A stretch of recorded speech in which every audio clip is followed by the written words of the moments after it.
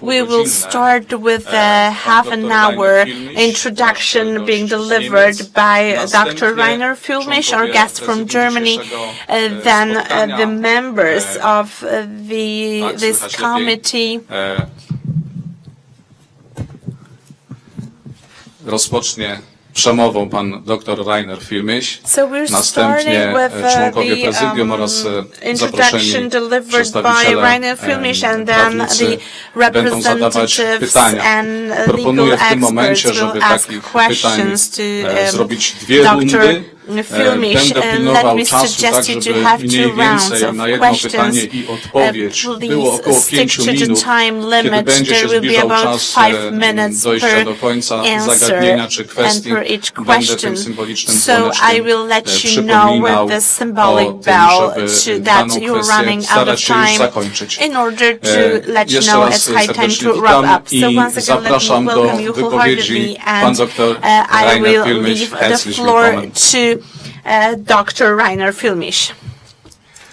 Thank you very much. This is a real honor. Ladies and gentlemen, dear friends, both of us are delighted and very happy to be here. My name is Rainer Füllmich, and today I want to give you a summary of the findings of the Berlin Corona Investigative Committee to date.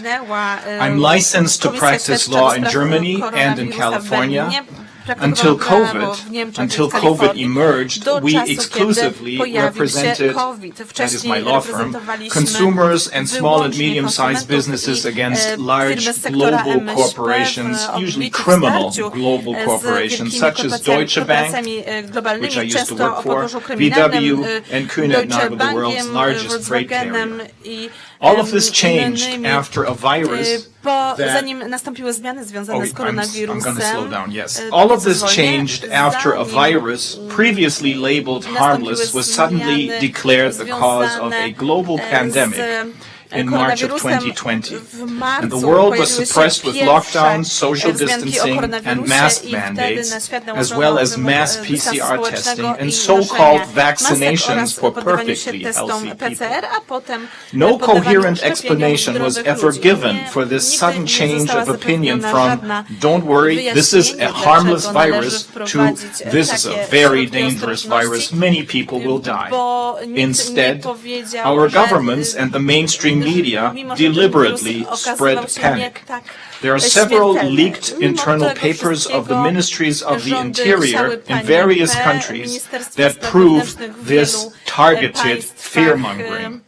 This was done worldwide in a lockstep approach of continuously blasting out the alleged danger of the alleged new virus via the mainstream media. In order to make this horror story credible, it was emphasized with horrific images from Bergamo, Italy, and New York, among other places. This was to suggest to everyone that there was every reason to panic. Very strange, as one would expect a real government to try and keep the population calm if there was a real emergency. In the meantime, we have come to understand that, at least until the beginning of the rollout of the so-called vaccines, there was no excess mortality anywhere. The horrific images were partly staged and partly based on gross medical malpractice. In the face of this chaotic situation, which occurred literally overnight, as if on command, my friend and colleague Viviane Fischer, who is sitting right next to me, and I founded the Corona Investigative Committee in Berlin on July 10th of 2020. We did this in order to get answers to the questions to which our federal government, for reasons unknown to us at the time, was not prepared to provide any answers. Above all, we wanted to know, how dangerous is the virus really? How reliable is the PCR test developed by the German professor Drosten and recommended worldwide by the WHO for detecting infections? And how much damage are the COVID measures causing economically? economically and to people's health. I'll summarize our findings to date. Since July 10th, 2020, we have consulted with about 150 distinguished scientists and experts from all over the world and from all areas of science, including health, law, economy, psychology, and psychiatry. We consulted with them on these questions. How dangerous is the virus? How reliable is the PCR test? And how much harm is caused by the COVID measures? Among these experts are Dr. Mike Eden, he's the former vice president of Pfizer, Professor Luc Montagnier, a Nobel Prize laureate from France, Catherine Austin Fitz, an investment banker and a former deputy minister of the United States, Dr. Robert Malone, the inventor of the mRNA vaccine technique, and recently many politicians, including Sue Frost, who is a member of the Board of Supervisors of Sacramento County in California, and very recently with Eastern European politicians from Romania and from Croatia, who gave a press conference in the European Parliament on how dangerous this situation is. Now, if somebody had told me a year and a half ago what the outcome of the Corona Committee's work to date would be, I would have told them to take their pills and see their doctor. But our hearings prove the following results beyond any reasonable doubt. One, the COVID measures were never about health. We don't have a pandemic. We have a virus circulating that any intact human immune system can fight just as well as the flu. Apart from that, there are very good alternative methods of treatment to prevent or treat this disease, such as vitamin C, vitamin D, zinc, possibly even ivermectin and others. Two, our governments, at least almost all European governments, as well as that of the United States, are not acting in our best interest, but are largely under the control of the backers of the global corporations and NGOs, which are summarized by Catherine Austin Fitz as Mr. Global. This is also the term that I will be using here when I refer to those who are pulling the strings behind the scenes. How did we come, as the Corona Committee, how did we come to this conclusion? Well, before COVID, each of us had their own sometimes strange encounters which made us wonder if something isn't quite right. But we couldn't really put our fingers on what it was exactly. Long before COVID came on the scene, my colleagues in my firm, we used to be 17 lawyers, and I had a very clear sense in our work time and again that something was wrong in the German courts of law. Global corporations, such as Deutsche Bank, VW, Kühne + Nagel, seemed to be above the law in the German courts.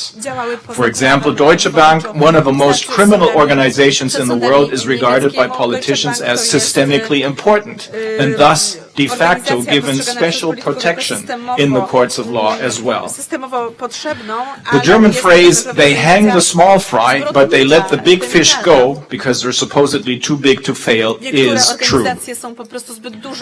Based on the behavior of the German judiciary in the COVID cases, it is now clear beyond any doubt to us that this is indeed the case. German judges who decide the cases before them not in line with the COVID panic agenda of the government, but on the basis of the applicable law, are not only put under pressure behind the scenes.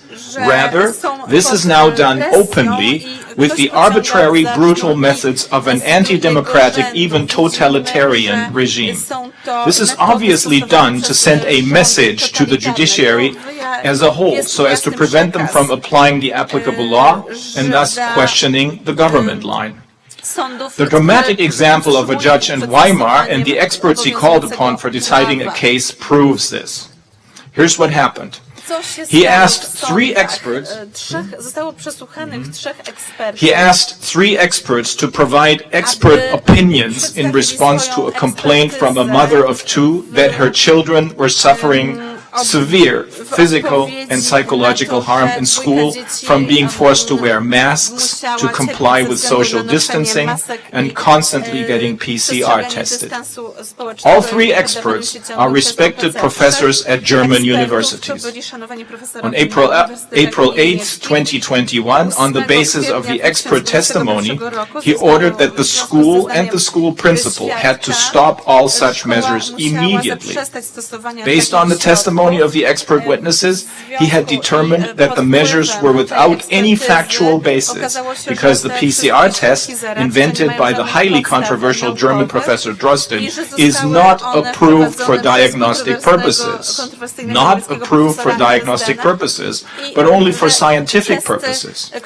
And contrary to claims of Professor Drosten, the PCR test can, in fact, under no circumstances tell us anything about infections. In addition, he had found that these COVID measures, the judge had found that these COVID measures caused very serious damage to the health of the children, of which the long-term consequences are incalculable.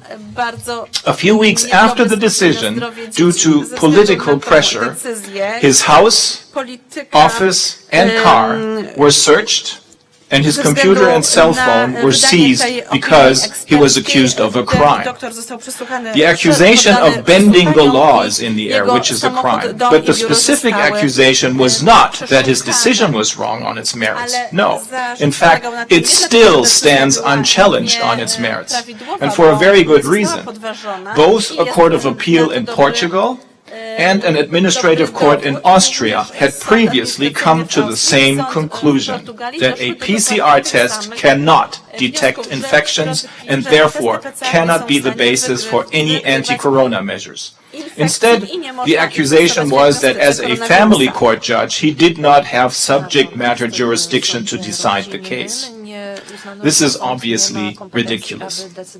Parallel to this, such searches and seizures were also carried out at the homes of the three expert witnesses, the professors, the lawyer who had supported the children, and a popular artist who happens to be a friend of the judge. How could it have come to this in a country that calls itself a democracy? Specifically, how is it that politics in Germany and in other countries, in gross violation of the old Roman legal principle of audiatur et altera pars, here also the other side, how could it have come that this other side was never heard? And how could it have come to the point that, with the help of the mainstream media, all dissenting opinions are framed as right-wing, Nazi? Meanwhile, Mr. Global and his political puppets are calling for a permanent lockdown. First COVID lockdowns, then climate lockdowns. And the continued use of untested alleged vaccines not just once, but regularly recurring every 6 months. In some countries, this is already a reality, for example in Israel and in Australia. I will give you the answer below. How could it have come to this? Based on the Corona Committee's expert hearings, by first reporting the facts about the actual dangerousness of the virus and the reliability of the PCR test, and the health and economic damage caused by the measures. Then I'll explain what plans Mr. Global is openly, for each and every one of us to see, is openly pursuing, while distracting, of course, the population from these goals with the help of the COVID pandemic. And finally, I'll explain how we, the people, can regain not only our sovereignty, but also the assets that have been stolen from us by Mr. Global for decades. First, let's take a look at the COVID measures and let's see how it was never about health. The virus is no more dangerous than a flu virus. There are indications that the original virus, allegedly first detected in Wuhan, was artificially produced in the Wuhan Institute of Virology by means of so-called gain-of-function experiments. Such experiments intend to make a virus more dangerous, in particular to make it jump from animals to humans. These are, in fact, experiments for the production of bioweapons. Among others, the US immunologist Dr. Fauci and the aforementioned German virologist Professor Dr. Drosten were significantly involved in such gain-of-function experiments. There are lots of things that still need to be clarified, but this much is certain. The original virus has long since ceased to exist. Rather, as with every flu virus, various variants or mutations have been documented that may spread more quickly, but are far less dangerous than the original virus. In addition, however, there are considerable doubts that the virus was ever isolated in a scientifically correct manner. Many scientists assume now that the flu virus, or influenza A or B, was merely relabeled by Mr. Global into a coronavirus pandemic. Ultimately, however, none of this matters. For the question of the severity or dangerousness of the virus is easy to answer. In the meantime, even the highly controversial WHO, which is in fact controlled by its largest donors, including the Bill and Melinda Gates Foundation and its offshoot Gavi, agrees with Professor John Ioannidis of Stanford University, one of the most cited scientists in the world. The severity of the virus, with a so-called infection fatality rate of 0.14 to 0.15%, corresponds with that of the flu. There was no excess mortality anywhere before the beginning of the so-called vaccinations. As far as there were isolated increases or spikes in mortality, for example in Bergamo, Italy and New York, these are explained with massive medical malpractice. And here's why. In Bergamo, predominantly very old people with pre-existing conditions in nursing homes had died. Their immune systems had previously been weakened by flu vaccinations. And then, in order to keep the hospitals free for the panic-stricken COVID patients, who never appeared, sick people, including influenza patients were transferred to the elderly care homes. These then infected the weakened people there. In addition, the WHO had installed Rainieri Guerra into the Italian Ministry of Health, who falsified the data of the pandemic exercise plans. Their last pandemic exercise had not taken place in 2016, but in 2006, so that the medical professionals were unprepared. In the meantime, this man is not working at the Ministry of Health anymore, but the Italian Public Prosecutor's Office is investigating him. In New York, as every year during flu season, some but by no means all hospitals were overcrowded. On the hospital ship Comfort, with 1,000 beds available, no more than 20 to 40 beds were ever occupied. In New York, it also affected predominantly older people with pre-existing morbidities. Without the panic messages in the media, many people who would have stayed at home and cured themselves under the correct assumption that they were ill with a flu or flu-like illness stormed some of the hospitals and fell victim to either hospital germs or massive medical malpractice by, for example, intubation instead of receiving oxygen with oxygen masks, or with far too high dosages of hydroxychloroquine. Of course, we have to make this clear. Respiratory illnesses, including this one, which is now called COVID-19, are, like the flu, dangerous diseases. And of course, COVID-19, just like the seasonal flu, has individual, severe courses of illness and also death. Typically, however, the immune system intercepts the virus, and especially the highly toxic spike protein in the mouth and nose. That's why it's called a respiratory disease. It only becomes dangerous when the immune system is bypassed, circumvented, and the, mind you, highly toxic spike protein, but also other ingredients such as mRNA and lipids, other nanoparticles, are injected directly into the body. If you bypass this, go directly into the body, that's when it becomes dangerous. In any case, as post-mortem examinations carried out in Germany have shown in the meantime, the people who allegedly died with or from COVID before the start of the vaccinations, with few exceptions, had all passed the average human life expectancy and or suffered from other serious pre-existing diseases.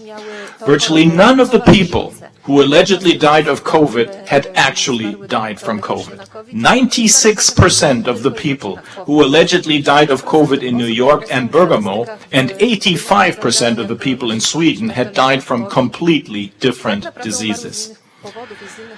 Let's take a look at the invention of this corona pandemic. What was behind this? Based in part on the testimony of two former WHO employees, but also on the testimony of historians and investigative journalists as well as scientists, we can now trace the following chronology. The corona pandemic has been a concretely planned pandemic by Mr. Global for at least 10 years. Previously, in 2009, an attempt by Mr. Global to turn the swine flu into a pandemic failed literally at the very last second.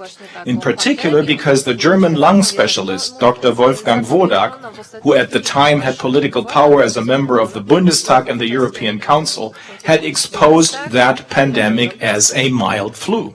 Back then, the WHO had unexpectedly, overnight, changed the definition of a pandemic, so that today any flu can be declared a pandemic.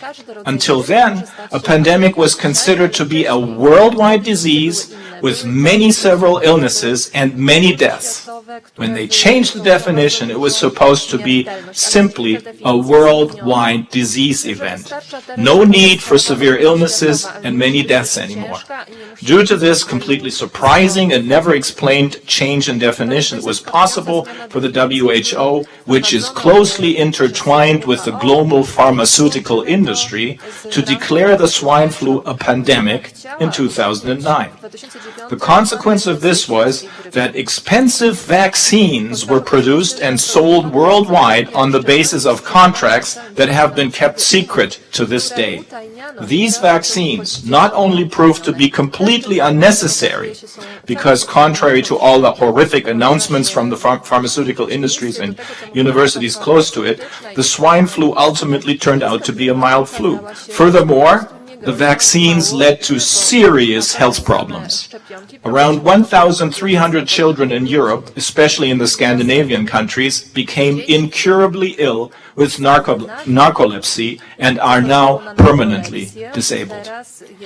Long before the current corona pandemic, dozens of patents on the coronavirus, including the spike protein, and also on the so-called vaccines, had already been registered, many years before. Even before the outbreak of the alleged corona pandemic, American scientists were explicitly advertising investments in corona vaccines to potential investors. In October of 2019, before the corona pandemic rolled out in March of 2020 with lockdown, social distancing, mask mandates, and finally the so-called vaccines, a final exercise took place in New York under the title Event 201. The Bill and Melinda Gates Foundation, the World Economic Forum, and the Johns Hopkins Center for Health Security were involved, the usual suspects, I should say. Shortly thereafter, an outbreak of what is now known as COVID-19 allegedly occurred for the first time in Wuhan, China, due to an allegedly novel coronavirus.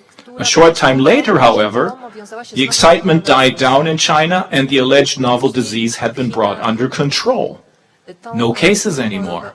Mr. Global, however, used the Wuhan incidents as a springboard, so to speak, to set in motion his long-planned corona pandemic. How did that happen? Well, while all politicians and physicians worldwide, among them also the aforementioned Professor Drosten, as well as the mainstream media, were still reassuring citizens and explaining that the virus from China would, just as a mild flu wave, not be noticed by the vast majority of people. No special measures need to be taken. In particular, masks were completely unnecessary and pointless. While all of this was going on, Professor Drosten invented a PCR test with which COVID-19 infections should allegedly be detected. This was at the beginning of January of 2020, while he was telling everyone that there was nothing to worry about. Why did he invent this test if there's nothing to worry about? In 2 papers, the contents of which were disseminated worldwide by the WHO, he made 2 false claims. Deliberately false. We can prove this in a court of law.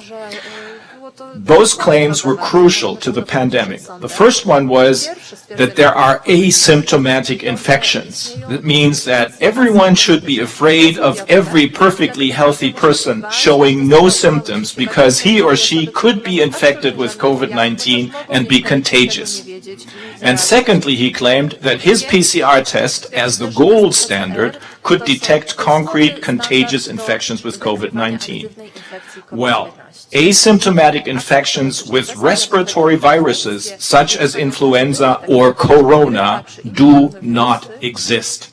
As most recently proven by a study conducted with 10 million subjects in Wuhan in late 2020, and as Drosten also knew when he published this. He knew he was lying, and we can prove it. The PCR test invented by Nobel Prize winner Kary Mullis is neither approved nor suitable for diagnostic purposes.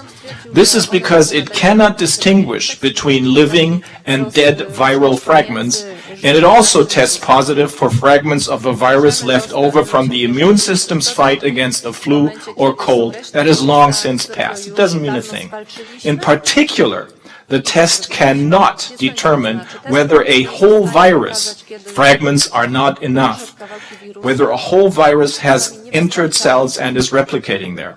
Drosten knew all this and had explicitly stated 6 years earlier in a newspaper interview concerning the MERS virus, that's another coronavirus. He explicitly said that a positive test had no meaning, but that completely healthy people would also test positive. Virtually overnight, for reasons that have not yet been fully resolved, but that suggest an involuntary early start to this pandemic, Mr. Global, through the WHO, politicians and mainstream media, suddenly changed his mind. Mr. Global put pressure on the WHO to quickly declare a public health emergency of international concern. Public health emergency of international concern. The acronym is PHEIC. It's pronounced fake. According to the rules of the WHO, such an international health emergency is the only basis on which completely new, untested drugs, in this case the so-called vaccines, can be used on humans. You need an emergency in order to use totally untested new drugs on humans. Usually, the development and approval of a new drug takes at least 8 to 10 years. At the first emergency meeting that the WHO had in February of 2020, those present could not agree to declare this fake because there were no cases. Everything had died down in China. Nevertheless, because of the allegedly highly dangerous situation, the group agreed to meet again 2 weeks later. At that second meeting, second emergency meeting, the fake, the public health emergency of international concern, was actually declared. What had changed? Nothing. However, Professor Drosten had made his PCR test available to the WHO, and with the help of this test, the cases needed for the declaration of a fake had been created. They really had been created. Today, it must be assumed that the proclamation of the fake and subsequently all COVID measures were based solely upon completely meaningless false positive test results. First of all, a PCR test per se cannot detect contagious infections under any circumstances, as I've just explained. Above all, however, Drosten had set up his test in such a way that it was guaranteed to generate false positives. This is because of the so-called cycles of amplification, which one needs to evaluate the results of the test. You take the swabs, put them into a machine, and then you have to use cycles of amplifications to amplify what you cannot really see. You go 2, 4, 8, 16, 32 cycles of amplification, and in the meantime there's consensus that anything over 24 cycles is completely unscientific and therefore useless. The Frankfurt Health Department does not take test results of more than 24 cycles into consideration. And Dr. Mike Yeadon, formerly of Pfizer, has stated, in agreement with Fauci, by the way, that more than 35 cycles results in at least 97% false positives. But in the Drosten test, which served, mind you, which served as a blueprint for the vast majority of tests subsequently performed worldwide, 45 cycles were used. This was followed, always accompanied by the panic orchestra of the mainstream media and the vast majority of politicians, in quick succession by the COVID measures, such as the lockdown, which had been invented shortly before in China, social distancing, mask mandates, and finally the so-called vaccines. These alleged vaccines are in reality gene therapeutic experiments. And these experiments are performed on unsuspecting humans because there was no valid informed consent. It should be emphasized at this point that every invasive medical intervention is a bodily injury or battery unless the patient explicitly consents. And his consent, his or her consent, is invalid if he or she is not informed correctly and completely, that is, about the fact that no medical studies have been conducted, and about the numerous very serious side effects that have become known in the meantime. This concept of informed consent is the most important result of the Nuremberg medical trials of 1946. However, it was precisely these injections, designated by way of deception as vaccines, with substances that had not previously been tested in scientific studies for their safety and efficacy, that had been Mr. Global's goal right from the beginning. The subsequent steps ordered after the proclamation of the fake, remember, you need this fake in order to use untested new drugs on people. You need an international health emergency, which had been created in a fraudulent way, as I just explained. All of the other steps that led to the vaccines, the lockdowns, the social distancing, the compulsory masking, served only to make the population believe in a danger that did not exist, to unsettle and disorient them, and thus make them so compliant that they would finally consent to the so-called vaccines as the only means of obtaining protection or immunity against the disease.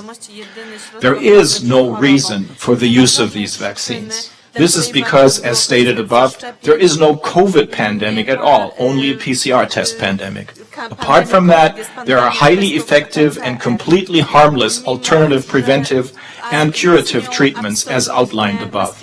Even worse, the vaccines are completely ineffective, as the example of Israel shows particularly dramatically. There, 86% of the people treated in hospitals for COVID are double vaccinated. If you inject the poison directly into the body and don't give the immune system a chance to respond, that's what is dangerous. And they are extremely dangerous. Through a whistleblower, it has become known that the numbers of deaths after vaccination in the United States, in their VAERS register, Vaccine Adverse Events Register, that these numbers have been falsified. Conservative estimates now arrive at least 500,000 deaths after vaccination since the beginning of the vaccine rollouts. That is only from December of 2020 to July of 2021. In addition, there are other severe side effects such as neurological disorders, thrombosis, myocarditis, and more. For the fall, this fall, winter, and the coming spring, experts expect severe problems for those vaccinated when they encounter the so-called wild virus. That means they run into the cold, the common cold, or of the flu. Why? Because of ADE, that's a cytokine storm, or autoimmune diseases, and more severe cases of thrombosis, among others. Since these vaccines damage the immune system, not only will each subsequent booster, why do you need a booster if the vaccine is effective? Not only will each subsequent booster cause more damage, but precisely the contact with the so-called wild virus will as well. All of these massive side effects that have occurred in the meantime were known to the American CDC long before the vaccine rollout began. Worse yet, as evidenced by the now disclosed contents of both the manufacturer's documents submitted to the EMA and the manufacturer's secret contracts with nation states, the manufacturers do not know. This is what they say in these papers. We do not know if this is effective. We do not know if this is dangerous, but they demand immunity from nation states in the event that claims are made against them for vaccine injuries. And they also explicitly demand that if there are alternative methods of treatment, which do of course make vaccines completely unnecessary, their experimental products must still be purchased. No one in their right mind would ever sign such idiotic contracts. Now let's take a look finally at the plans of Mr. Global and the controlled politicians and how they can be prevented. Amazingly, anyone can read what Mr. Global and his puppets, such as Klaus Schwab, the founder of the World Economic Forum, or Bill Gates, the Microsoft founder and the world's largest vaccine investor, are up to. It is all out in the open. For many years, following in his father's footsteps, who was a convinced eugenicist, Bill Gates has been talking about the need to dramatically reduce the world population. For years, he has been in the headlines again and again for using alleged vaccines in Africa and India, which in reality led to the sterilization of women and girls. Klaus Schwab goes in the same direction and spells this out, for example, in his book, The Great Reset, and demands beyond that a world government under the UN, which has in the meantime been brought under control by the World Economic Forum.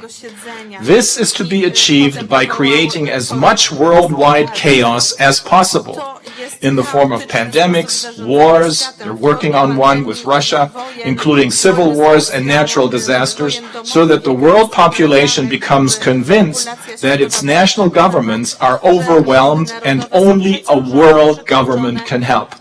At the same time, Schwab calls for the shifting of all wealth to Mr. Global, so that in 2030, no one, except of course Mr. Global, will still own anything. But supposedly everyone will be happy with that. In addition, and this is a central building block in Mr. Global's strategy, cash is to be abolished and replaced by a digital currency. This will be allocated to or taken away from every person in the world, who can then also be found anywhere at any time via various tracking systems. Quite obviously, therefore, this is in particular, by the way, it's not our opinion, but the opinion of the psychologists and psychiatrists whom the Corona Committee has heard. When it comes to Mr. Global and his puppets, we are dealing with psychopaths and sociopaths. And here's another important piece of information. Through the WEF, initiated by Klaus Schwab in 1971, Mr. Global has been training his own puppets since 1992 through the Young Global Leaders Program. You may have heard of this. Angela Merkel and Bill Gates were among the first class to graduate, the class of 1992.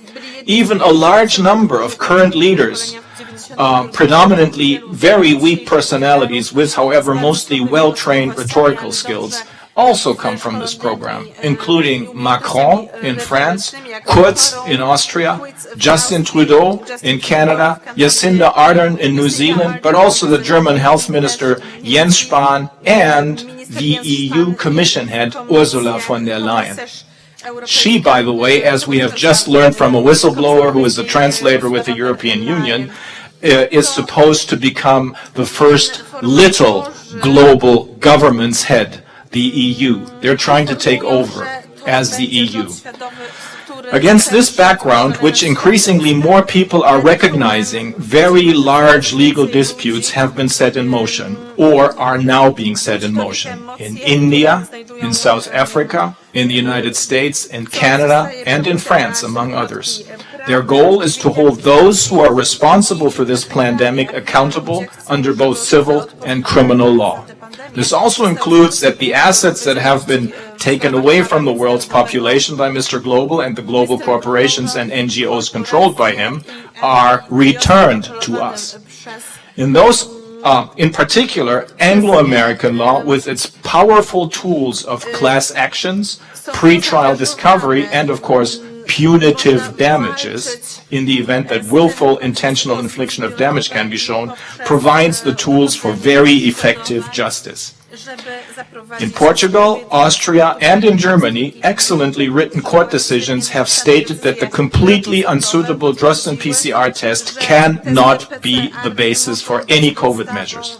The Berlin Corona Committee already has now extremely incriminating evidence proving that this corona pandemic never had anything to do with health. This is tyranny, really. Rather, Mr. Global's actions are aimed solely at these goals. Destruction of regional economies to make the population dependent on Mr. Global's supply chains, shifting the wealth of the world's population from the bottom to the top, to the super rich, to Mr. Global, population reduction, as well as Mr. Global gaining total control over the remaining population.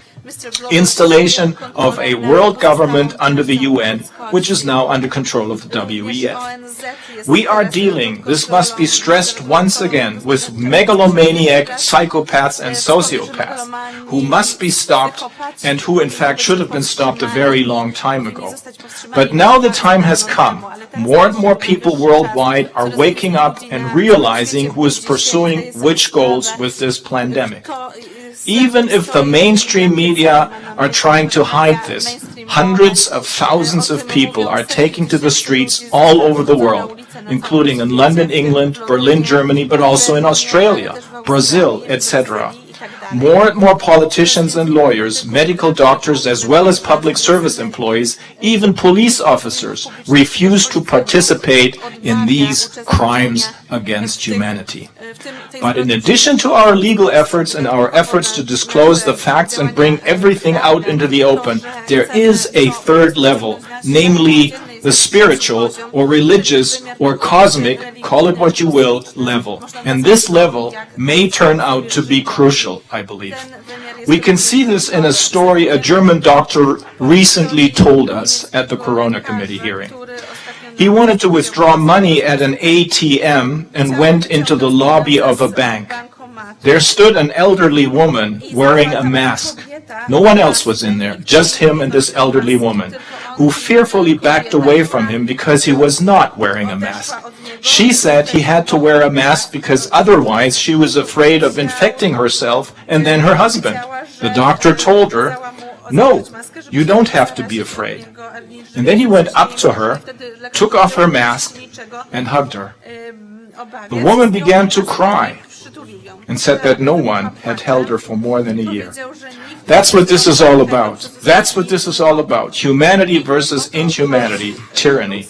We are human. We can laugh, cry, sing, dance, and hug. The other side, Mr. Global and his puppets, cannot do this. They can only fake feelings and have no empathy whatsoever. This is because the other side has no access to the spiritual or cosmic side. Let me end with this. The U.S. Constitution starts with the words, "We the people." And when the wall between East and West Berlin came crashing down 33 years ago, it was the East German peoples chanting, "We are the people," that brought it down. Mr. Global's house of cards will come crashing down the very same way. Without any doubt in my mind, Mr. Global and his puppets will lose this war of good against evil. They will lose their insane war against life and creation. There is no other way. Thank you.